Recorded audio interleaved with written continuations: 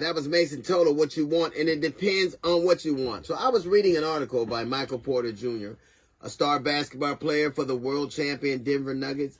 As much as it hurts me to say that, it's true. But he was talking about his upbringing. He was speaking glowingly about his mother and father, how they've been together for a very long time. They had several kids. He grew up knowing what love was and how respectful his father was to his mother and his mother was to his father. And it had been something he'd always wanted in his life. He's an athlete, going to be, I'm sure that he'll max out. If a young player like that in the NBA does pretty well, they'll make anywhere from $500 million to almost $1 billion throughout the course of their career. So he's 25 years old, just won a championship.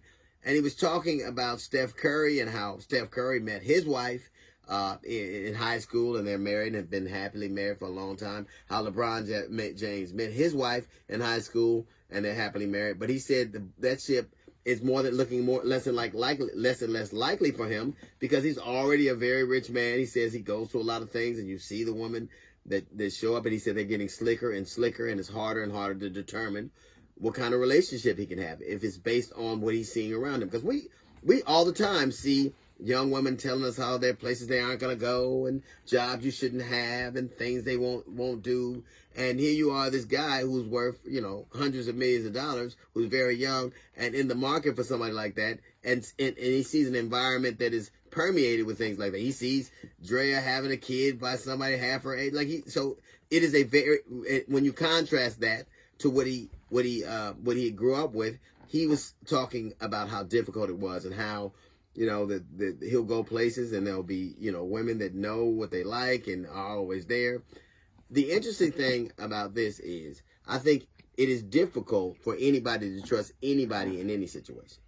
But when you're a young, accomplished person, be that man or woman, and you haven't met somebody by the time you've accomplished things, it is difficult to decide where you put them. It is difficult to decide how much you trust them, what they're in it for. That is something I wouldn't envy anybody is trying to ascertain why somebody's in a relationship with them. But when you contrast that with the things you hear online all the time about where you won't go and what you won't do and what you got to have to be with me and all that kind of stuff, it becomes that much more difficult. I think that for me, if I were a young guy, which I haven't been for a very long time, it would be more resonant to know that somebody had taken the journey with me. He's missed that part. It hasn't happened. So it behooves him to be prudent and to decide who he's going to let in his life and who he's going to expose himself to and what kinds of things parameters he will put to make sure that he's safe.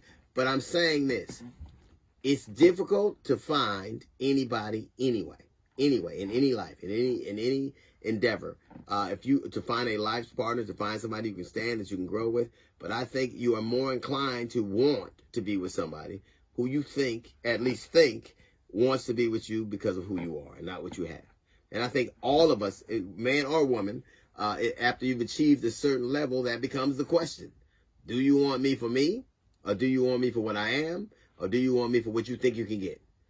So if you miss the boat on that, I don't mind people taking the time and being pragmatic. I don't mind people lamenting and asking questions, because in the end, it will always be a bit of a question to you. It'll always be a bit of a question is, why is this person here?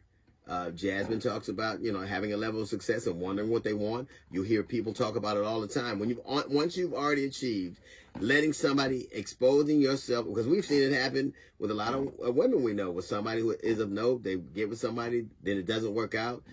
They take a part of their money, it becomes a shit show, and people are left with the question, what is this person here for?